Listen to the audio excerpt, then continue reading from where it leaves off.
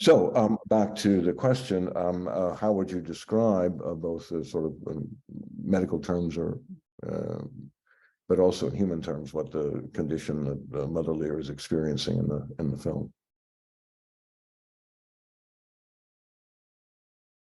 I don't know how you imagine doing the order. I'm happy to begin, and I first just have to acknowledge the performance and this iteration of it as a film. I've had the real privilege of watching this performance live. So this is my first time seeing it in film form, and it continues to be devastatingly extraordinary. So I just need to thank Courtney and Ava, and then whomever was responsible for the actual filming and staging and what have you. Just thank you for making this available. It's incredible. To try and answer your question, I think what's so powerful about this story is how accurate it is in such a concise manner, portraying a human's experience of losing their self-identity, as well as a person in their life who loves them deeply and knows their identity and is watching them struggle and wrestle with that loss of identity, as well as what it forces them to do as a human being, a loving human being, in trying to reconcile their own life and how to relate to this person. And in particular, toward the end of the play, the depiction of what's unique in loss and dementia, of what's called a double death in dementia. And you see Cordelia naming and dealing with this loss of a human being, this identity, this mother that she's known, even though her mother is very much alive. And I'm sure we can go into that more. But as far as trying to answer your question medically and as a human inside of community, those are the ways that I would answer that question. Yeah, I do want to say, Don, that I like what you said about just the powerful play aspect. I also saw the play. I'm very happy that the film was made and that this can be watched, hopefully, by many people. I did think it was also a very accurate portrayal of many facets of what we call forgetfulness. I do also want to bring in a different viewpoint to it, that I actually thought that the big questions of life and death are in some ways more present here in this work than I would find in my daily life. So in some sense, what we call dementia or forgetfulness is highlighting in some ways aspects of living and making it more intense and more poignant than we would find otherwise. So I try to look at this also with an attitude of what is there to be learned, what is actually good about the loss of identity, for example. Not that I necessarily want to, that I want to ignore the suffering that goes with that, but I also want us to look at what is the whole question of identity, what actually gets lost. Since I work with families on a continued basis that have exactly this issue of my mom, my dad do not recognize me any longer. What do I do? And then we have talks about, well, what is an identity? What is your name? Who are you really? And so forth. So when we look at this, in my opinion, at least, a little bit more of a deeper level, then there are just fascinating questions that are arising out of this forgetfulness, rather than what sometimes happens in the mainstream, that we just say, it is terrible, there's nothing to be gained and we need to avoid it. And there's a tremendous fear and anxiety then about forgetting versus what is there to be understood and learned from this condition. As many of us know, we are moving towards such a hypercognitive society that is all about memory, more and bigger memory. It's fascinating to look at the social phenomenon. Why do we have an increase in in dementia or memory loss? What is that about? So I'm just curious about it, not that I have any answers. And again, I don't want to minimize the suffering that comes for many of us who have to deal with that, but I also want to look at the other side of it. Thank you, Nader. Yeah. Courtney, do you have anything you want to add to that? Well, I wanted to thank Nader and Dawn for being here because they were instrumental in the development of the piece. And it is, in fact, based on probably at this point 100 something, 50, 200 hours of interaction and observation with people living with dementia or forgetfulness. Yeah, the loss is huge, and the terror, I think, of being unmoored is something that really landed with me in discussing the struggle with caregivers and not being able to reach the person who's in the terror. We also leaned heavily into something that Nader has promoted, and specifically in terms of engaging with the person where they are. You know, the way that Cordelia plays along so that she has access to her mother that way was something I observed a lot. And also hopefully there will be a lack of shame in asking for help because you could see the fatigue in Cordelia, and the idea that if you put someone in a memory care facility, or if you have some outside stranger person coming in to help, that's somehow not living up to your responsibility. I feel like that I hope that there will be increasingly less shame around that, because in some ways, the families that I talked to, it enabled them to engage with their loved one when they didn't have to deal with the daily getting clean and eating and all of that, and they could be in the world that the person lives in without having to deal with the practicalities. So those are just random thoughts that come to mind. Mm-hmm.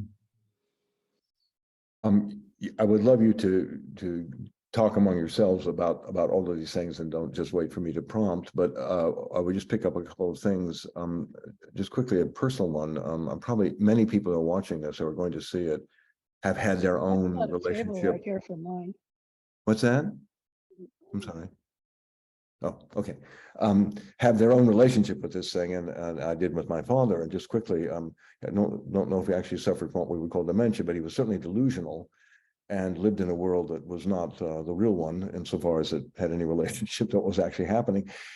And as difficult as that could be, sometimes it was kind of fun or funny or pleasant in a way. And I like a little bit the way that Shakespeare manages to suggest that. I mean, it's an effort, Lord knows, but the fool has a way of, as Courtney said, or Nader said, meeting the person where they are, and in a sense, allowing that to be almost a kind of improvisation into some other world that is different from the world that you want to implant or insist on.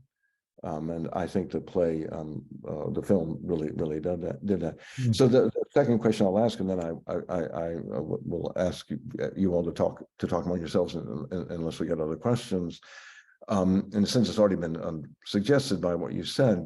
But if you look at the way, to focus for a second on the Cordelia character, the daughter, in what way would you say she modeled or failed at what we would call best practices in dealing with someone with these issues?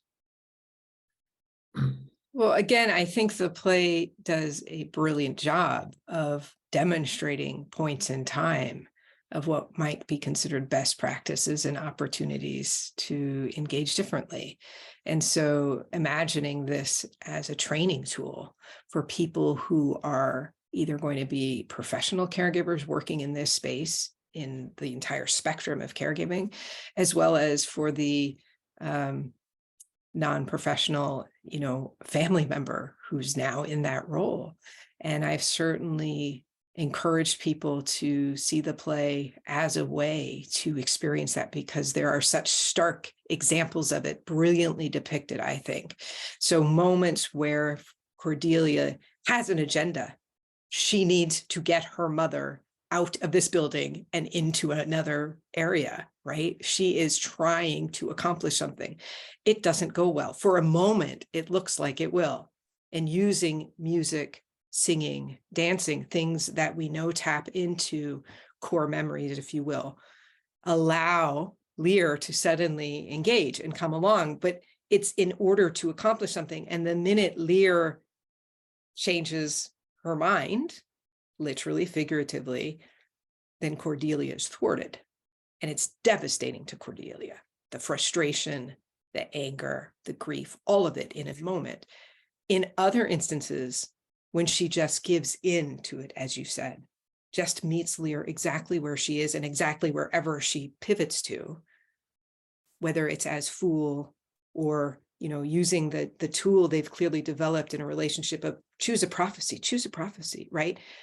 And then she's all in. When she allows herself to be all in without an agenda other than to be fully present with her mother, who happens to be Lear, their relationship shifts dramatically. You feel it, you witness it, and their ability to connect. And it's equally glorious and devastating because it won't last. And yet, isn't that life no matter what? It's just much more intense. I think, as Nader was saying, it's much more intense in the experience of someone living with memory impairment. That's great, Dawn. Yeah. I was also just thinking, when you say that so beautifully, Dawn, isn't that what I would love to learn? Wouldn't I like to learn, like Cordelia, to be in the moment, to be more present and not have an agenda? And actually, yes, I will suffer learning not to have an agenda, but if the end result is I can actually allow life to be experienced in the moment with the person, I would like to be met by my person that loves me, by my friends, by people that know me. I like to be followed. I like to be seen without an agenda that they have in mind, and be deeply listened to and responded to. Isn't that the goal of life? I mean, wouldn't it be just beautiful if I could actually learn that before I died? I'd like to call out what Mhm. Dawn said about art too, that music, dance, all of these things reach us in a place that endures. And correct me if I'm wrong, the two of you, but I believe music and poetry and things with it, they're rhythmic and so forth, last in the brain longer than pretty much anything else.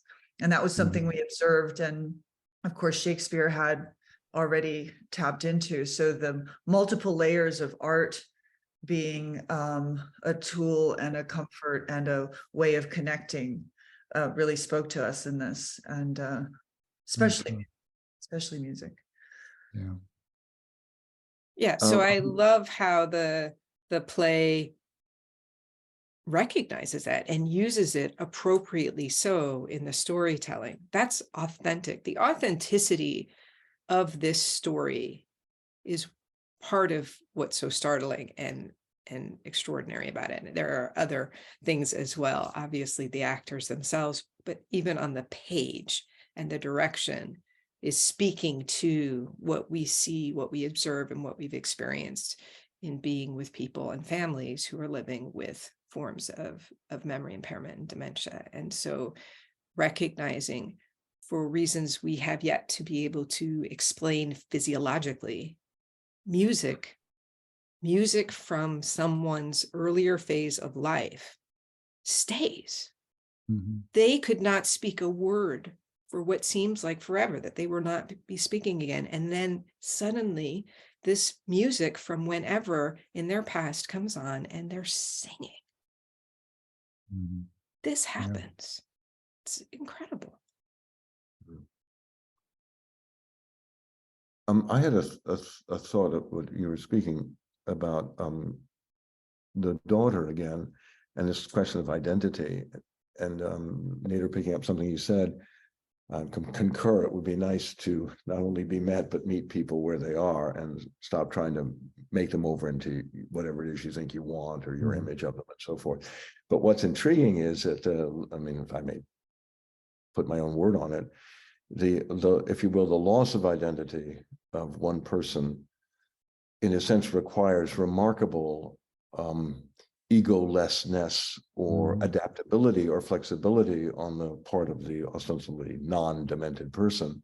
Beautiful. So in a sense, it's a kind of invitation, obviously within limits, but it's an invitation to do, in a sense, to do in a more controlled fashion, the loss of identity or loss of commitment to an identity that insists that you do it like this or like that. In a sense, it's freedom, although a difficult one. And then having said that, on the other hand, there's this very powerful scene where, well, there are many powerful scenes, but in which where the daughter is resisting Mother Lear, who's biting her and hitting her, and and it tries to, it says, yeah, we can play all sorts of games here, but we're not going to play that one. Yes.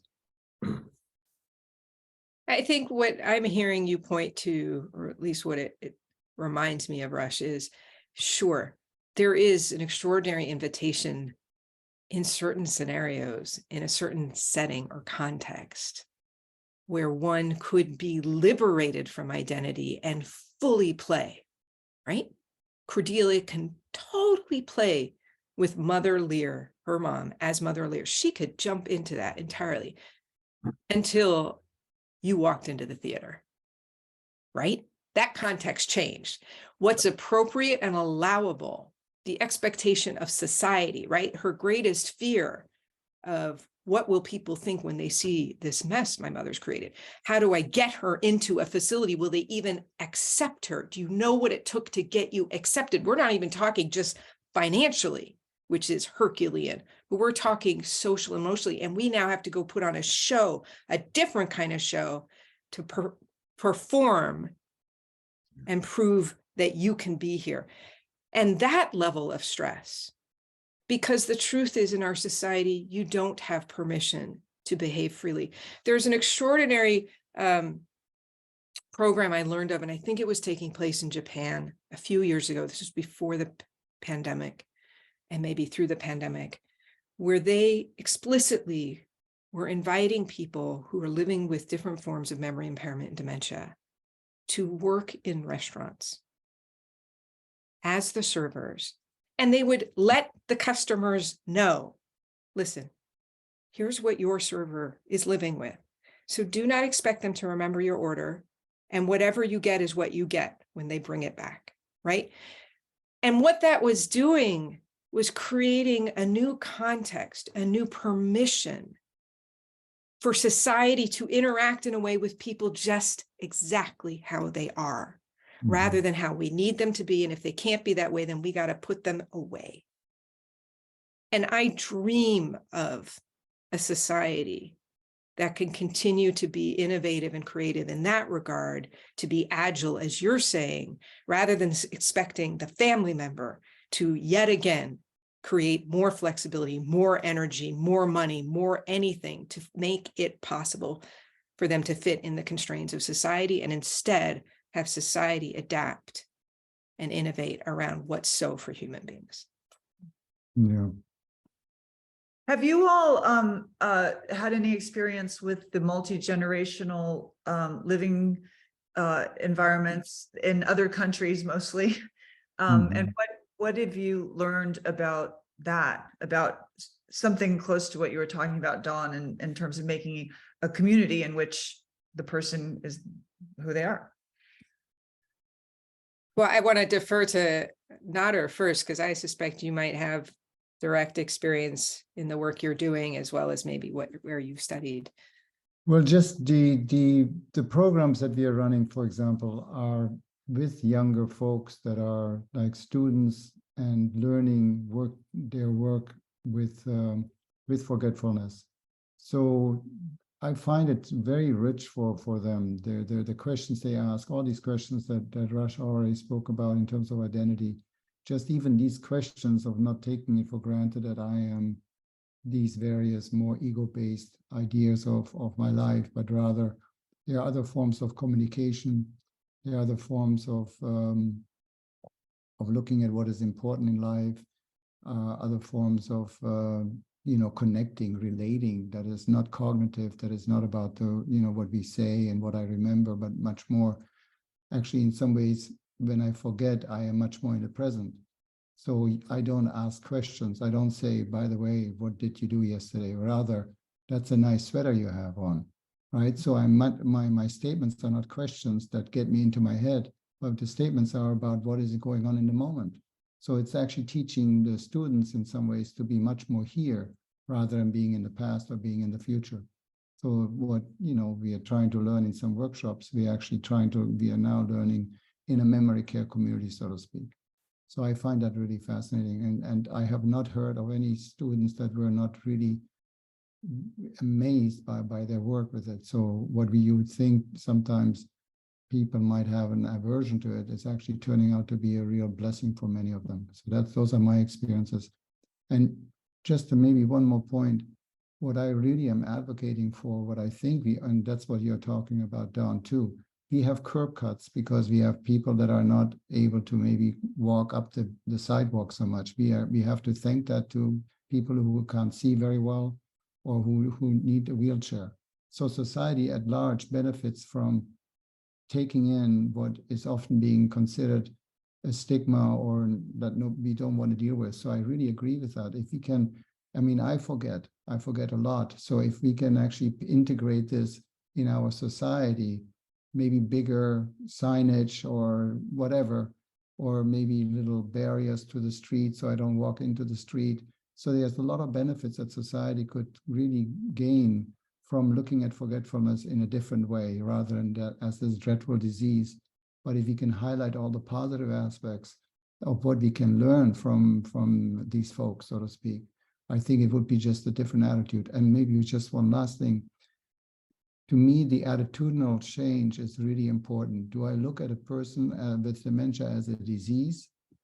Then that person notices, who is forgetful, notices that I'm looking at him or her not with an appreciative, loving, caring eye, but rather with an eye of, oh my God, poor thing. And that's what I'm after. I want to stop, just like a little child who comes running and saying, I saw a pink elephant. You don't look at that person, don't look at that child in a way that says, you silly little thing, there are no pink elephants. Rather, you just are appreciating her or him and say, yes, of course, that's fine. So again, validating, as Courtney said, validating the person and looking at him or her with loving eyes that are appreciative and kind rather than not. That's really all I'm after. Well, terrific. I'll just say one more thing, and then please, anyone who in the audience who has any comments or thoughts, please either raise your hand and Lily can see you, or put it in the chat. Just two questions. Don, go back to the restaurant in Japan.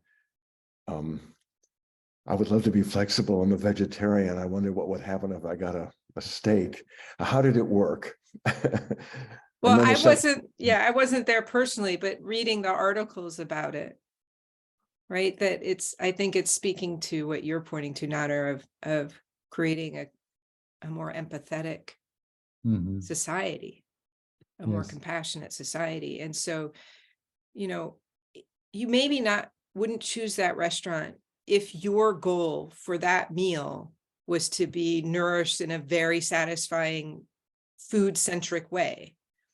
If you instead were going because I'm curious about what food I make, but I can make do. I have other alternatives if necessary, but rather I'm here to support my community and to learn and see what eyes might be opened by my just being curious and sitting down and having empathy and wonder it might be a very different kind of nourishment than I've Mhm. ever received before, right? Maybe my belly doesn't get full, but something else may be running, overflowing. So, Yes.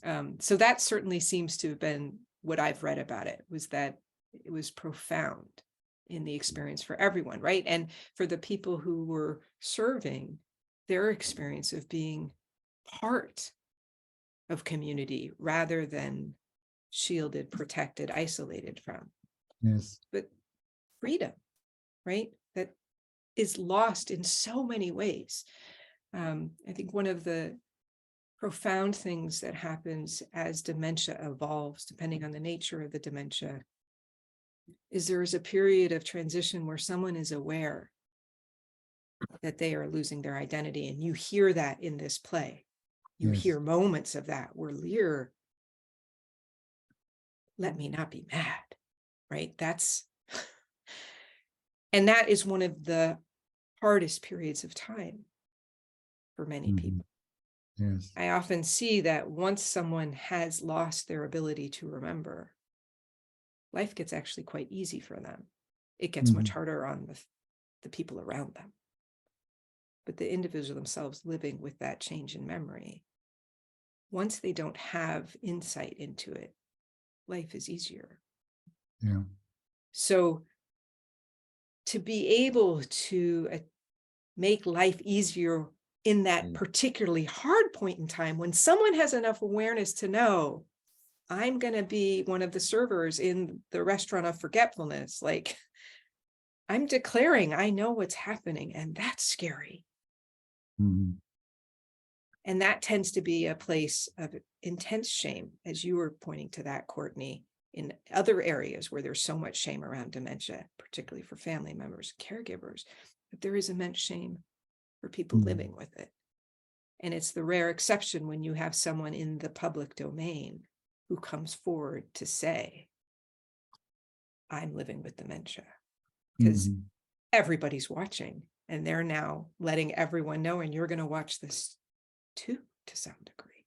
That's Mhm. unusual for someone to be so open about that, because Yeah. it's such a constrained context we allow people to live in our society when they have dementia. I like that, Don. I do agree that the most difficult period is this transition from when I was someone to where I'm letting go. And I have to say, at least anecdotally, that so many peer report that their mom or dad actually is a much nicer mom and dad once they have let go of their old identity. So there's really a shift that not often or not all the time, but mostly happens, that there's sometimes a much kinder person at the other end of the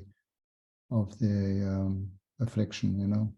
So I think it's just good to know that for the public, because again, the main picture is such a negative picture that we are losing our mind, and we are so concerned about losing our mind, even though we know about some philosophical tradition that really advocate losing it. So it's kind of an interesting paradox. May I just add that, so go back to something you said earlier on, Nader, the kind of way in which the Shakespeare and the play and the film allows one to raise not only questions of memory loss, but also the big questions, Exactly. alive, I'm dying, what does it mean? What was power? What was my relationship with the Yes. world? Why did I act that way? So it seems to me that the time that emerges most existentially powerful, if I can say that, is in the transition, Yes. when you're actually recognizing, seeing in advance the limitations that are upon you, as opposed to having them, anyway, I could go on about that, but Yeah. I really, and the film catches that beautifully. I have to Beautiful. say one other thing about the film, then we'll turn to a question. I really love the way that it ends, where Lear appears to almost leave on her own with all the effort to get her out. Come on, get out. And then you see her walking away, thinking, well, there you are. The readiness is all, Shakespeare says. Anyway, so we have a question from Leslie, who'd like to know what inspired Courtney to write the screenplay. Well, the screenplay is based on the play, Mother Lear, which Ava, Roy, and I wrote together over many months. Ava had the idea of doing a two-person King Lear, and when she asked me to do it with her, we talked about doing it as a mother-daughter instead of father-daughter, and that the theme that was the themes that were most compelling to us were aging and loss of identity and status, and family and love and pride. So we basically just memorized the whole play, and then did a lot of improvisation where we teased out these themes and created a story arc. And in the meantime, I was spending all this time with people with dementia, so that all of the behavior is actually observed behavior, and all of the props are props that I observe people using, because it's too important a theme to just be casual with it. And we really wanted to anchor it in the reality that so many people experience. But again, the overarching idea that art helps us navigate the hardest things in life, loss and death and struggle, and identity, and that Shakespeare does it probably better than anyone, was the thing that brought it all about, is how to create a story anchored in art and reality that could speak to people and spark these kinds of conversations. And a lot of people who've seen it have dealt in their lives with family members with forgetfulness, and hopefully have some connection and less loneliness. Does that answer the question? Mhm.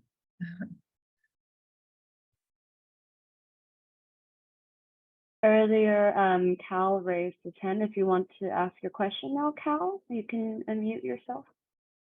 Yeah, well, Courtney, you just answered one of my questions, which is sort of what inspired kind of this piece of work. I guess the other observation or comment, maybe question, and maybe it's a question for you and for Rush. It's triggered by the comments made both by Dawn and Nader.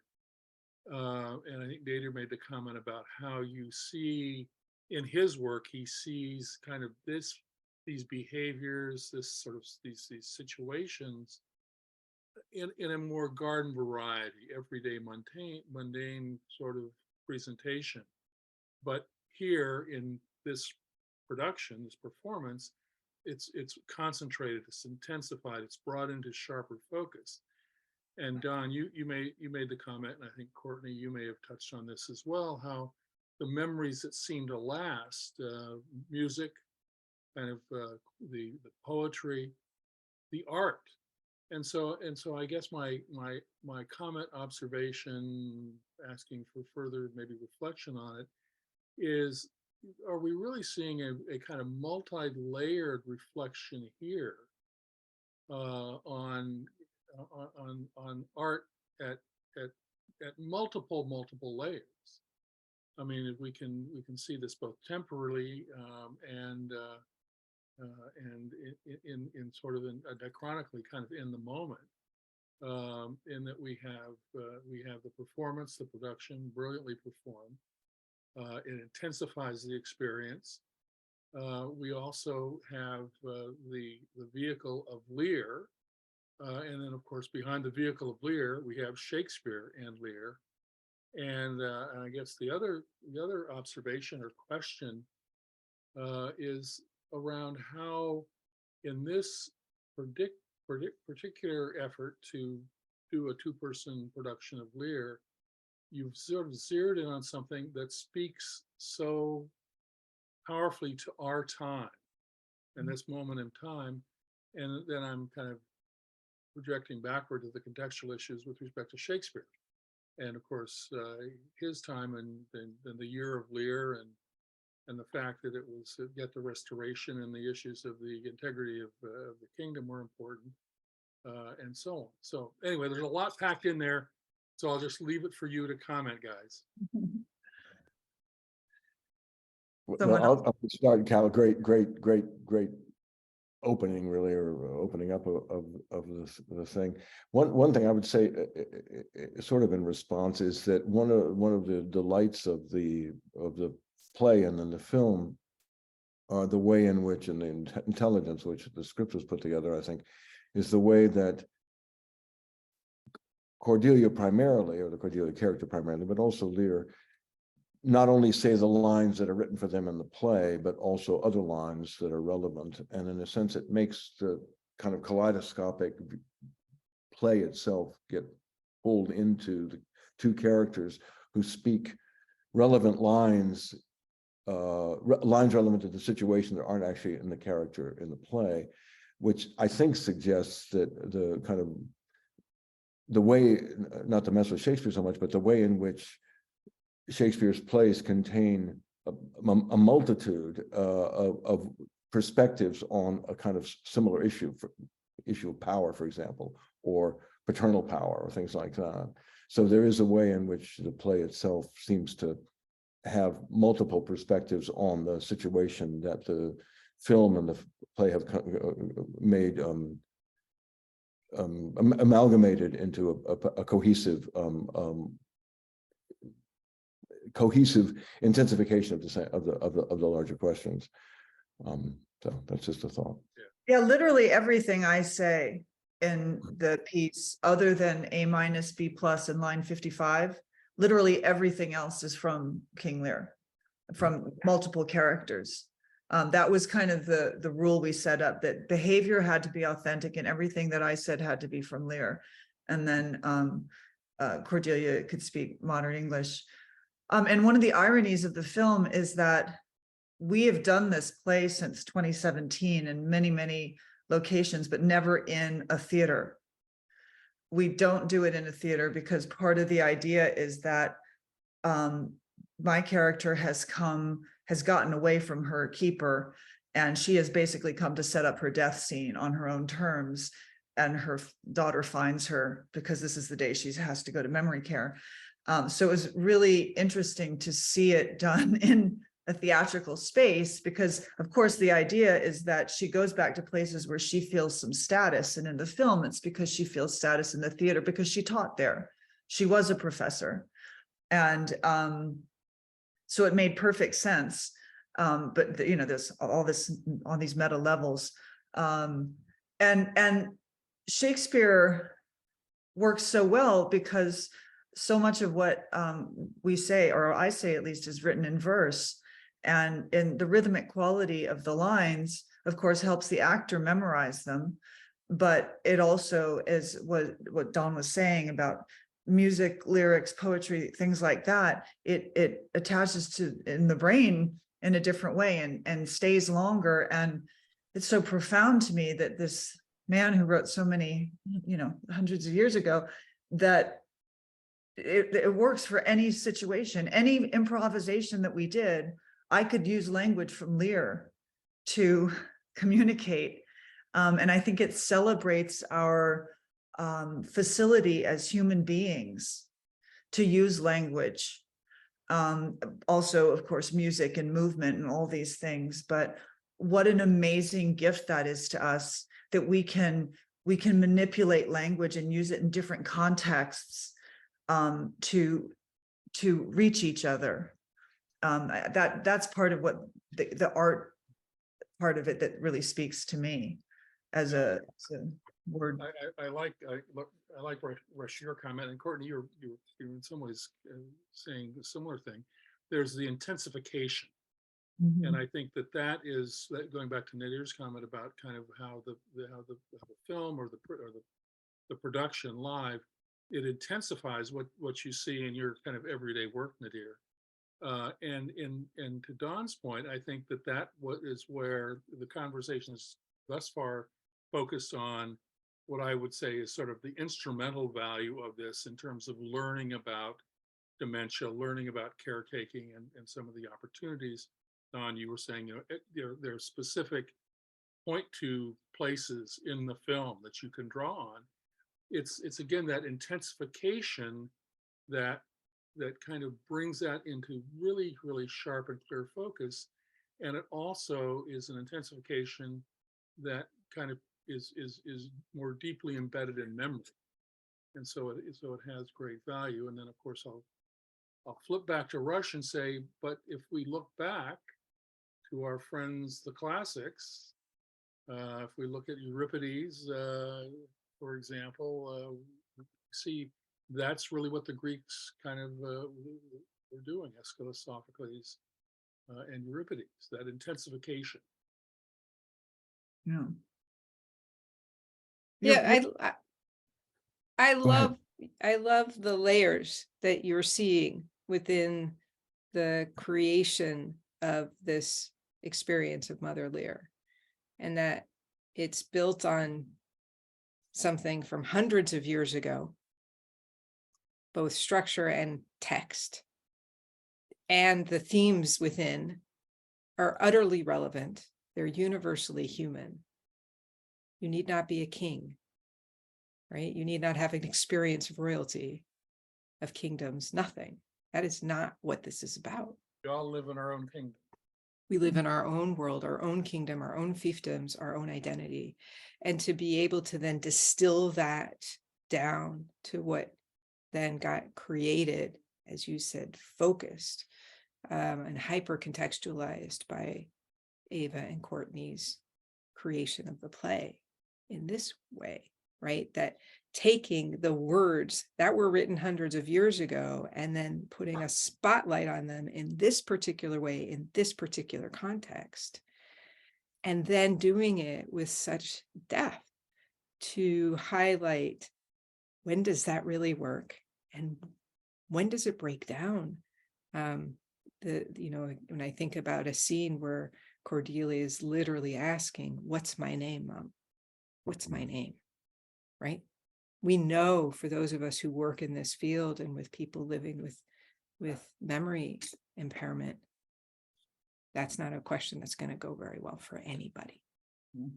Right? That's And it not, seems irresistible. it's irresistible. You feel Yeah. that desperate Yeah. clinging prayer of a wish for Cordelia to be given a sign, an irrefutable sign. Her mother knows who she is. Please, God, please give me this sign, right? That she would do anything to have a moment of her mother knowing her as her daughter, even though it's not going to happen. And it's going to create, in fact, greater intense loss, greater angst, greater all sorts of things, but that deep desire to be seen, to be known. You see it in both directions at different points in time, in fact. Yeah, just if I may throw in a quick couple of thoughts. There's discussion of the art side of this and the fact that it was never, the play is never done Mother Lear's never done in the theater, and yet it makes some sense that the film was shot in the theater. We're lucky to get it. I think it was Francis Yates, wasn't it? Nader, you can correct me, but there was a big book about Renaissance memory called The Theater of Memory, and it was a whole idea that memory, obviously different models for memory now is probably one that's a computer or something, but back then it was a notion that there were these, it was like a theater in which various things. So it's kind of intriguing that you would go there. And then one thought on the Greeks, which takes us back to what we were saying about the difficult transition when the person with memory loss still understands that that's what's happening and hasn't yet, in a sense, gone over to a different place. There's an extraordinary scene in Sophocles' Ajax where he has been struck mad by a god. That would be a Greek way of explaining something completely out of character. And he kills a bunch of animals that he thinks are his enemies, and he's out of his senses. And then when he comes to his senses, he's of course horrified at what he did, and in some sense wishes that he'd never come out of it. In a sense, he would have been better in a way to have not had to confront this and recognize. And Lear has, in the film, has moments like this too, where she goes, "Oh my God, have I what have I done to you, my daughter? So it's, Yeah. anyway, just many people, I'm sure, have dealt with this sort of issue. Is there any other, if there are no other questions from anyone in the chat, Lily, let us know. Is there anything that any of the three of you would like to say in conclusion? I would like to readdress this experience of grief that is unique to people who are caring for or a part of the life of someone with memory loss. So to lose a person or a creature, a being, anything that's important to us, a situation, a reality, this leads us to an experience of loss, of grief, right? So to lose something we love is grief. And there's something unique about dementia when we think about loss of life, in that we lose that person and the way we've interacted with them while they're still very much alive. And so what we often see then with family members, if I speak in this context, though it certainly isn't restricted to blood family members in that confined relationship, certainly there we'll see people grieving as their loved one is losing their memory, losing their identity, losing their ability to interact with them the way they've known, losing being known as daughter, right? That Cordelia moment. There's no permission in society. There's no ritual in society to acknowledge that loss, right? There's not a funeral. There's not a memorial. There's nothing to declare and honor a person's loss.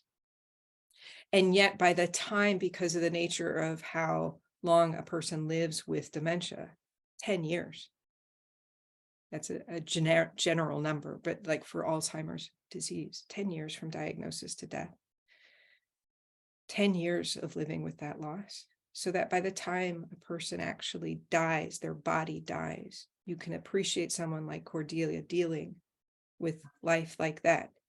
There is an absolute experience of relief that is mired in shame for feeling relief. But for them, the person they've known and loved and the relationship that they loved died 10 years before. And the complexity, therefore, of how one is able to honor their loss, plural, losses, in a society that already has a very hard time dealing with grief is massive for people who are supporting others living with memory loss. So I want to shine a light on that, because this play starts to point to it. It obviously doesn't end there, but you can see it. And it's a very important aspect, I think, of acknowledging how complex it is to care for people living with memory impairment, and the types of support systems that our society could truly benefit from if we really attended to what would make it possible for each of us to thrive, right? What would make it possible for each of us to live as fully as we can in the dynamic nature that life is.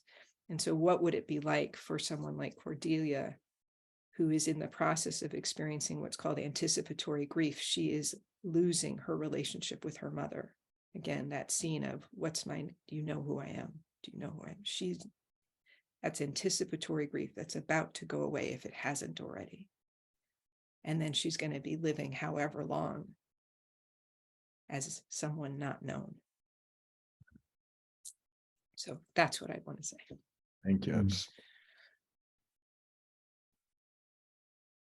Just maybe just to complexify it maybe a little bit further is also, I like the following what Russia said about Ajax, just to, as food for thought, and just to even think about this as a possibility, the amount of residents that we have dealt with who, if you dig a little bit more deeply, there is a trauma in the background that actually led to some forgetfulness, meaning some intense experience in the history is actually needing to be forgotten because it's too difficult and too complicated or too hard or too much suffering to continue living with that thought. So for example, loss of spouse, that you've been with for a long time is so difficult and so much to bear that there is almost some function that I don't know how.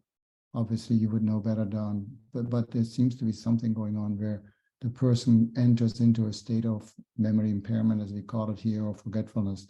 So that's another way, another thing to investigate or to even look at, so that it does not become just a simple biological accident, but rather there's a meaningfulness behind the symptoms, or something to even be open to is an important thing, I feel. And Shakespeare addresses that in the play King Lear. He banishes Cordelia, and that's that line, I did her wrong. And Mhm. the decline starts. Oh, yes, beautiful. And then talking about another line, I thought one of the most powerful lines for me personally was when Mother Lear says, "But does thy heart go, but goes thy heart with us?" Right? I mean, that just that idea of, we talked about empathy earlier, but what is whatever your decision is it in congruence with your heart? Does it follow that? And I think that's a difficult question for many of the family members who have to deal with forgetfulness. I mean, that's a big struggle.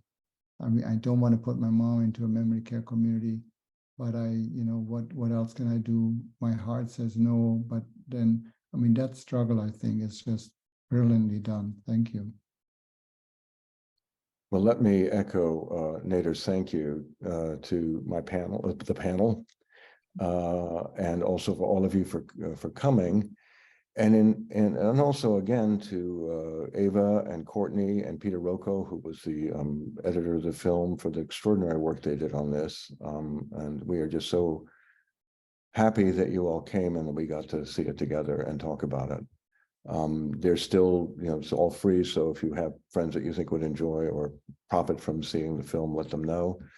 And also, if you're interested in the future of the film, there's a website you can go to. I think it's motherlear.com. No, it's motherlearfilm.com. Sorry, motherlearfilm.com. Perhaps Lily can put that in the chat real quickly. Motherlearfilm.com, because we think that the producers of the film, Courtney and Ava and Peter, think the film will have a future. Certainly, as we've already said, future for people interested in the caregiving aspect of the film, but also an instrumental aspect, but also in if you will, in the art side of the film. So, again, thank you all very, very much, and we'll see you around. Thanks. Thank you so much. Thank you, Don. Thank you, Rush. Thank you, Courtney, Thank you. and everyone. Thanks. Bye-bye. Bye-bye.